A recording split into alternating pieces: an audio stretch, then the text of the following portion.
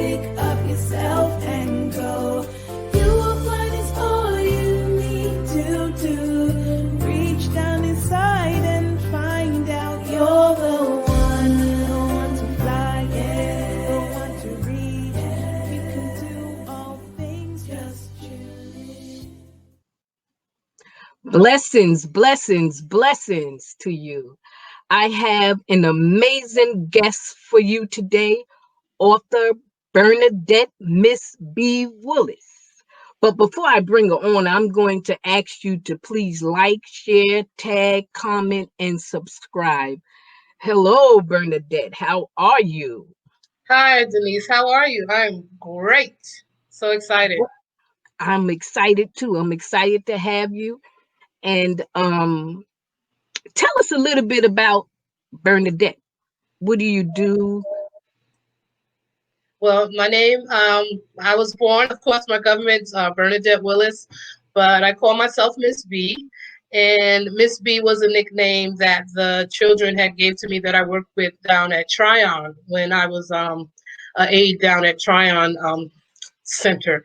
So I have over 10 years of experience in substance abuse counseling. I've been doing that for many years. I come from a perspective of family addiction. So I've worked in many addiction and recovery centers in upstate New York. At one time, I was the supervisor at Green Correctional Facility. So my specialization is in addiction and alcoholism. And my specialization is in family addiction, because that is my personal experience having addiction in the family. So I take the professional, the education, and the personal experience, and I use that to help people by giving them advice and someone to talk to about the challenges regarding family addiction. Right, right. That's wonderful. That's wonderful. Tell my audience and myself about Deborah's daughter. Deborah's Daughter. Deborah's Daughter is a book that I published, self-published in 2018 through Sims Books Publishing, and it's a coming-of-age book. I grew up in Roosevelt, Long Island. Shout out to the Rough Riders. And and it tells the story of growing up in Roosevelt. So from about 5 to 12, I just had a great time. There's 5 of us. It was my siblings and I and the neighborhood kids, and we just played outside, double dutch and tag and kickball and having such a great time. I really enjoyed my youth. However, that took a major turn when I turned 12. And the major turn that happened was my mother was addicted to crack cocaine. So as a result of that, our family structure was separated. And I learned a lot from that experience. And so I take from that experience the things that I've learned, and I try to help people. At the time, well, not at that time, I was very bitter, very angry, resentful, and I was that way because I didn't understand. Now, I didn't know that I was bitter and angry and resentful because, I'm a Christian and I have my Christian hat on and I'm being a good Christian woman. And I'm thinking, sometimes the blinders are on. But later, as I learned to live life and have a better relationship with my mom, it wasn't until she passed that I got a better understanding of her life and what she went through as a child and as a young adult, a single mother of 5 children. Once I realized that, I started to have empathy toward her. And once I started my healing process, what helped me to forgive her after, her passing was empathy. So I was like, this is a great lesson. Like, there's so many people, we may have that addict or that alcoholic in the family, and they become the scapegoat and they get all the blame and all the attention, the negative attention. But we have to be, it's my opinion, that we have to be empathetic and put ourselves in their shoes in order to understand them, to help for family dynamics. So I basically just take what I have learned from my personal experience, from my professional experience, and my education, and I want to teach others how to be more empathetic towards their family members who are addicts, and just more empathetic in general. Right, right. So you found out at the age of 12 that your mother was a drug, was an Was an addict addict. Yeah, at I the found it. age of 12. Yeah, it was probably more around 14, but 12 was kind of when we were separated. I just know Okay, for me, it was just like I said, it was just the time of my life. I loved, right, being outside and, my right, siblings, brothers there to protect me, my little sister, right. and just once that switched. But I guess I didn't want to see it. I think it happened around then. And then you Right, realize right, stuff, at hindsight. But around, right. about 13, 14 was when I 13. realized Okay. because it started to take more of a negative effect on our Right, lives. right. Yeah. So around that time, did you feel like you were lacking in your life? Well, I didn't feel I was lacking. I just noticed a big significant change. And the Okay, big change, to put it with perspective, like from 5 to 12, my mom rented a house. So she rented okay, a house and we had a big backyard and people would come over and we would visit them. So we went from a house to a room, to living in a room. So it was my okay, mom, my sister, and myself in a room. When before it was me, all my siblings, and my mom in a house. So I didn't know anything or feel anything was lacking. I just know that was a significant change. change for me, which was Right, like a culture shock. And then kind of right, later, when the addiction started manifesting more, we became homeless and transient and living from friend right, to friend and things of that nature. right, right. Yeah. So, do you believe or you experienced a person's relationship with drugs and alcohol will change over time, like going from a few times a month to everyday necessity? Like it's a Yes. necessity. Did you see that with your mom? Yes, the thing about drugs and alcohol, as most people know, is that everybody's brain chemistry is different and everyone is affected differently. So some people can be functional addicts for years and it not affect their lifestyle or their family. But for me, eventually, it did become that much. Um, I did see the addiction grow with us because the more the addiction grew, the more our Right. family separated, the more, Separate. Hmm. yeah. So Right. at one time it was just me with my mom, and then at one time it was me and my sister. Then I Right. was on my own. Then at one time she was on her own. So as the addiction grew, the relationship, our family dynamics definitely changed a lot. Right. Yeah. Right. Right. Having had members of my own family who were battling their own demons with drug addiction, when is enough enough? What is the breaking point? And I ask that question because I am, I believe being empathetic toward with them Yes. can unintentionally put them in the place where you are enabling them Yes. opposed to helping them. Yes, yes, yes. One thing, I always get this question. One thing that's important about having an addict in the family is that they have to make the choice themselves to want to get help. We can lead them, we can guide them, but they have to have that epiphany themselves. So for the person on the outside, when you're dealing with a loved one, it's basically you have to look within yourself to determine what your boundaries are. You put your boundaries up, and when you just can't have, it's really not a blanket answer. The person has to look within themselves with what they can put up with and what they Right, cannot. And right, it's like I do teach in empathy, but the number one thing about empathy is to be empathetic with yourself first. So right, if you feel that person is using, abusing, taking advantage, and you just can't take it anymore. Because some people have, I always say, uh, the older generation, and I'm talking like my grandmother, people are in their 70s and their 80s, and I've seen this in other people. It's like they have people that come visit them, and they can be transient, homeless people. And I remember going to this, and I'm like, why are some people are just very patient, and right, they're all welcoming of everyone, but everyone is not like that. So the person has to identify for themselves what they can put up with and what they can't, and acknowledge. And there's a joke in the recovery community. It's kind of cruel, but you pick these things Right. up. They say, how do you Right. know an addict is lying?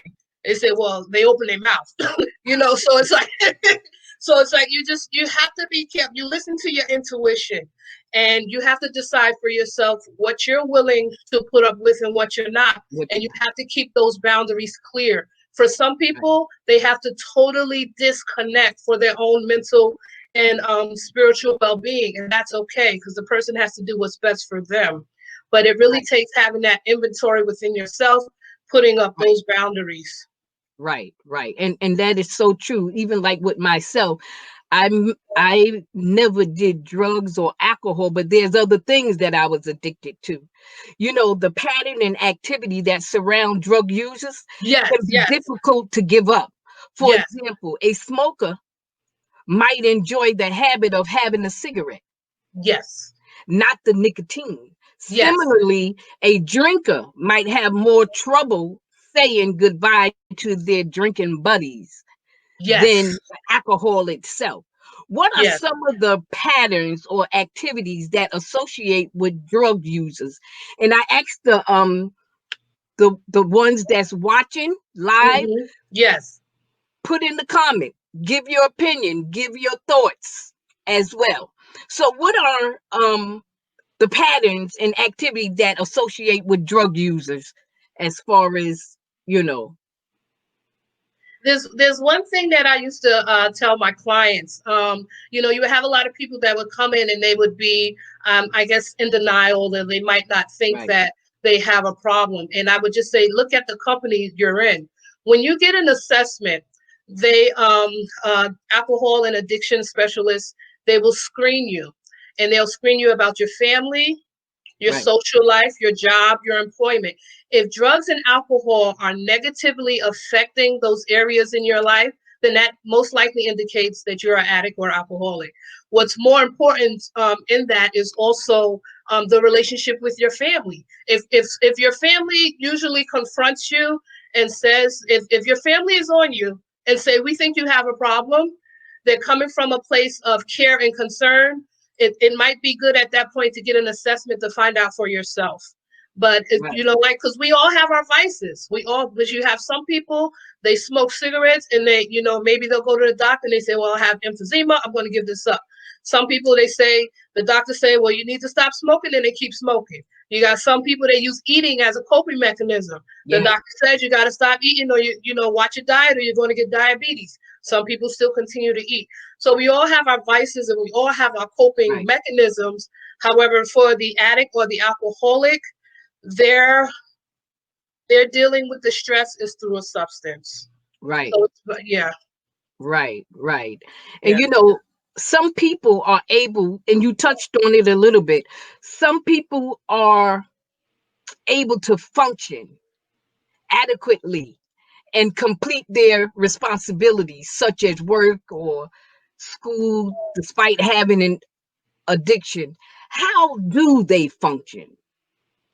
How do they function? The brain, the body does an amazing job of trying to heal itself and keep itself together. Right, So it does an amazing job with doing that. So just for some people, over time, they've developed the coping mechanisms, and they're very in the resiliency. The addicts are very resilient. right, Just the right, resiliency, just over time, they've just created a world around them that allows them to kind of live in the dysfunction. But that's the trick. That's the trick of addiction.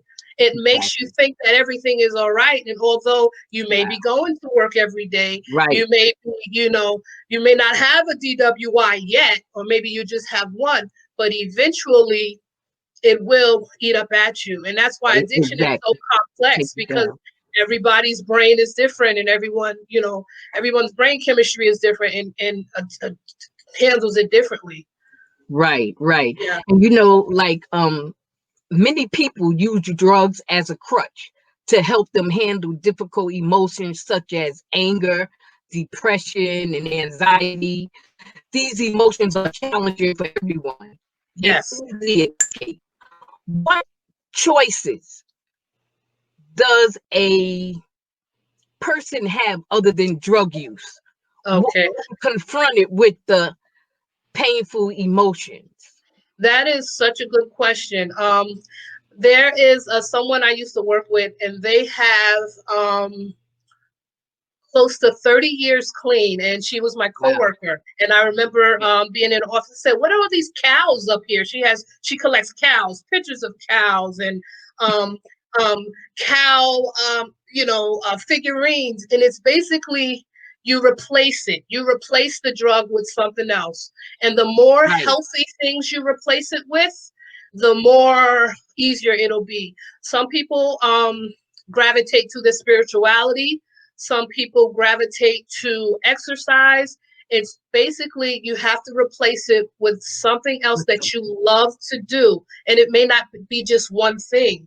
It may be two or three things, but you have to basically create a healthy addiction to something else. And then that's how they treat heroin addiction with another substance. Because yeah, it looks like we have a question. You see that, Nisi?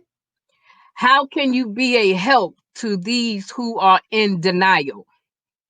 For Veronica those, Altman. hi, Veronica. For those who are in denial, the best thing you can do is just be there for them. The best you can do is be there for them.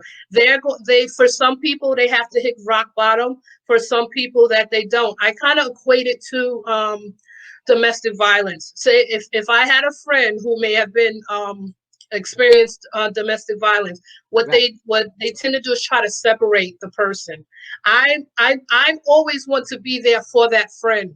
So I eventually they may get it, but you have to be there for them. It's not your job to take them out of denial. Sometimes as good people, and a lot of times as Christian people, we want to do, God's work, but God may be through them on their own for their legalization on their own. Especially me as an older sister, and my sister wouldn't mind me saying that she is a recovering alcoholic. Our relationship was very clashy. Okay. And I was always on her about getting help, always on her. And once I gave her that privacy regarding her recovery, our relationship got better and her recovery process got better for her. If that person Amen. is in denial, whatever you practice, whether it's spirituality, you pray for them, you be there for them, you put up their boundaries, but it's not our job to take them out of their denial. It's their job to see the pain within themselves and for them to say, now that first step, I'm powerless. And once they can admit that powerlessness, that's when they may accept help. So Right. it's not our job to get them out. We can kind of bend them, but it's just my opinion from my experience. As long as you can, just be there for them, because it's not our job to take them out of denial. They have to pull it out for themselves. When they figure it out for themselves, the more likely they are to stay clean. Right. Right. Right. Wow. Yes. Some people say that addiction is a disease and others believe it's a choice. What do you think and why? And those that's watching live, you can answer the question as well. Addiction is a disease. It is a family disease. It is an inherited disease. This has been proven over and over again.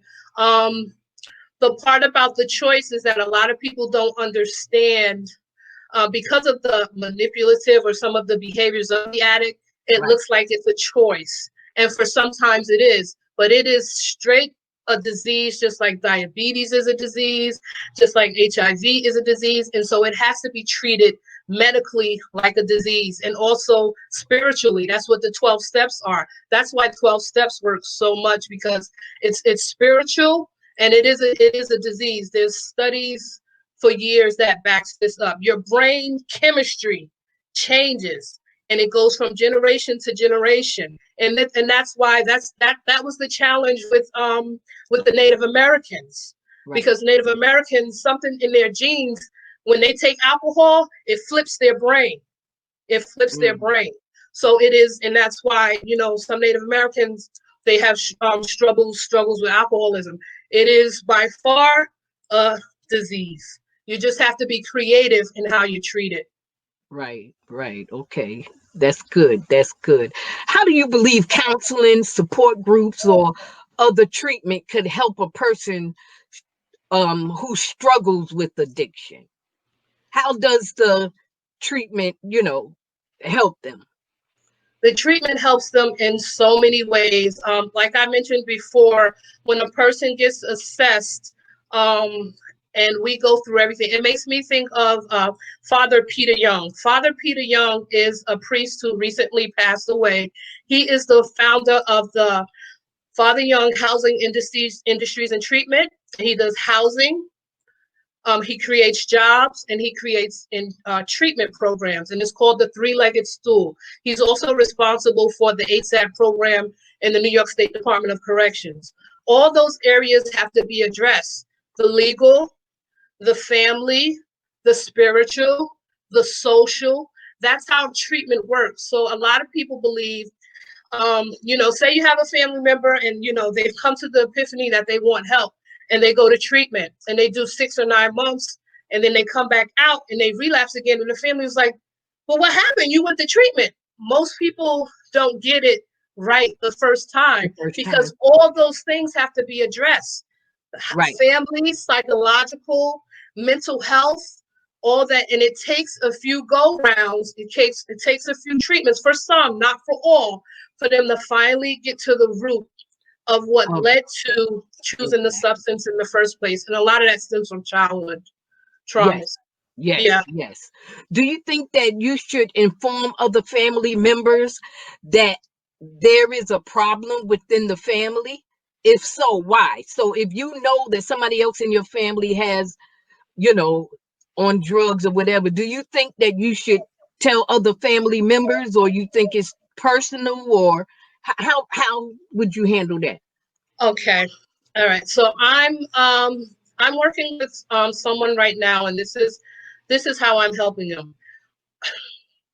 I advise the person is to, again, be there for the person. You don't want to create an environment like everyone's seen intervention. You don't want to create an environment of an intervention or something that comes across harsh to a person who may not be ready. So it depends on the family. If you come from a strong family and there's maybe 3 or 4 of you, and you guys are very knit and very close, and you are very concerned, and you're like, we love you and we don't want this to happen anymore. You need to go to treatment or we're done. Then you have to mean it. You have to mean it, but you have to, it has to be done very carefully. And that's something that I do. Like I said, I have the experience, I have the education, and I have the personal experience, but that's what I do. And that's why I have my podcast. If you have a family member and you're not sure how to deal with them, you can send me an email, and I will be more than happy to give you some advice on how to do that. And then we can, anonymously, of course, and then we can put the tools together to help you and your family members. But it's a very fine line. I wish there was a one-way answer, but everybody is different. Everybody is different, right? That's what most things, everybody is different. Yeah. What advice would you give a person, someone who recently found out that, well, you actually just answered that one, friend or coworker in use of drugs? What advice would you give the person? If the person came to you and they said that they realize that they have this problem and they're willing to get help for it, just be ready for a bumpy ride. And I'll tell you, it may get worse before it gets better, but it can get better if the love, or when the love is unconditional, because addiction is very intricate. So what I would advise them is that if this is someone in your life that you plan to have them in your life, and you don't want to let them go, be ready for the ride. However, be ready to have those boundaries within yourself to put them up to be able to still be there for them without it allowing to tear you down, if that's something that you can do. But it can be done. There are a lot of people who are in relationships with addicts, and some, it can be done there. And that's what Al-Anon is for. Al-Anon is a support group for people who have family members with addiction. So if you just Google Al-Anon, ALA-NON, there are a lot of services available, information that is available. Also, the New York State Office of Alcohol and Substance Abuse Services, their website has a plethora of information for family members. So help is available. Help is, you don't have to watch your family suffer alone. You don't have to suffer with the addict as they suffer. Again, it's putting up that boundary. Putting up the boundary. Yes. Wow. This is good stuff. This is good stuff. I know that the ones that's watching live and the ones that's going to watch the replay, I know that it was very, very informative to them. And Bernadette, I want to thank you for sharing and appearing on the Denise Newsome show. I would like to thank my audience for tuning in live, and the ones that's going to be watching the replay. Thank you so much. And I ask you to please join us next week. I have a great lineup of singers for you. The Denise Newsome show first Christmas concert. I am so excited. There will be a flyer coming out real soon. Thank you again. Thank you, everybody. And I ask you to stay safe and have a blessed night. Thank you. Thank you, Nisi. Good night, everybody. God bless. God bless.